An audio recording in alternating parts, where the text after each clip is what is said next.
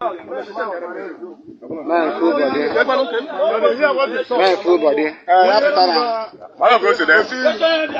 Man, full body. Man, full ground. Man, full ground. No be lie. Now you're not to the motor. One in our places. My people, let me give you this gist clearly so everybody will understand. You know, in Kwara State now, something big just happened. Leaders from 7 local governments in Kwara South came together and said enough is enough. They ordered all the cattle markets, the popular Kwara where cows are sold, to close down immediately. Yes, they closed them down completely.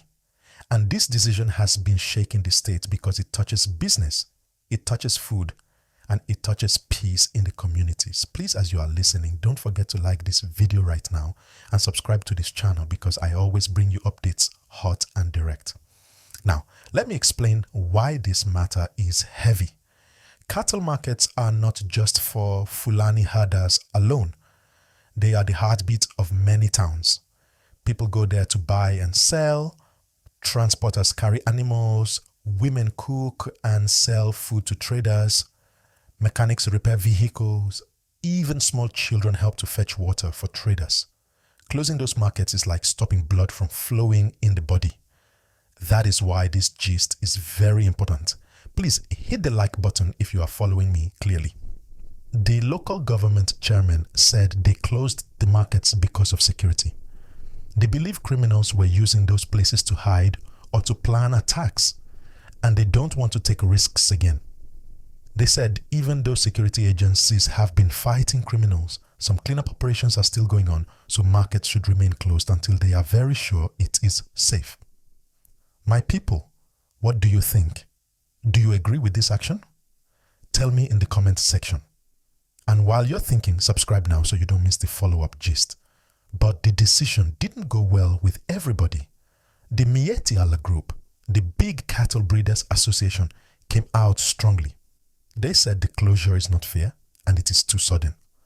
They complained that the local leaders did not call them or consult traditional rulers and other stakeholders before making the announcement.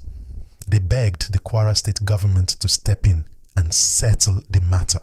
Now let me ask you, if you're in their shoes, what will you do? Imagine you are a trader who depends on market day to feed your family. Then suddenly the market is locked. Won't you cry out too? Please like this video if you understand what I'm saying, and also subscribe because more of these stories are coming here.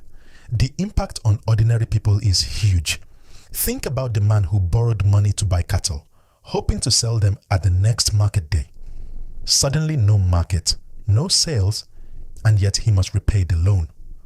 Or the woman who cooks rice and stew every Friday just for traders who travel far to Kwara South for business. With no market, her food will waste, her income gone. Even butchers and restaurants in towns are worried because the supply of cows will reduce. These are real struggles. My people, press that like button if you agree that this closure is affecting too many people. But on the other hand, the local government chairmen are saying safety first. They don't want criminals to take advantage. They are saying better to lose money than to lose lives. That is their position. So, we are seeing two sides clashing here. Safety versus survival. And this is where government must balance things. Please don't forget to subscribe so that you can follow when I bring you updates on how government responds. If we look at Nigeria generally, this problem of cattle markets and grazing is not new. Across many southern states, communities have complained for years that open grazing destroys farms and sometimes leads to clashes. Governors even came together before to ban open grazing in their regions. So, what is happening in Kwara now is not isolated. It is part of a bigger national debate. Should herders continue to move freely with cows, or should there be ranching and controlled systems? My people, what do you think? Comment below, and while doing that, please like this video. Now, let's talk about Miyetti again. They are saying government must intervene fast because if markets remain closed for long, hunger will spread among their members. They said families will suffer, young boys who help in the market will lose jobs, and even state revenue will reduce because those markets bring tax and levies to the local governments. Their plea is simple: consult us, talk to us. Don't just close markets overnight. That's their cry. And you know, when one group is crying like this, government must listen carefully because tension can rise quickly if people feel sidelined. But also, ordinary residents in Kwara are supporting the closure because they are tired of living in fear.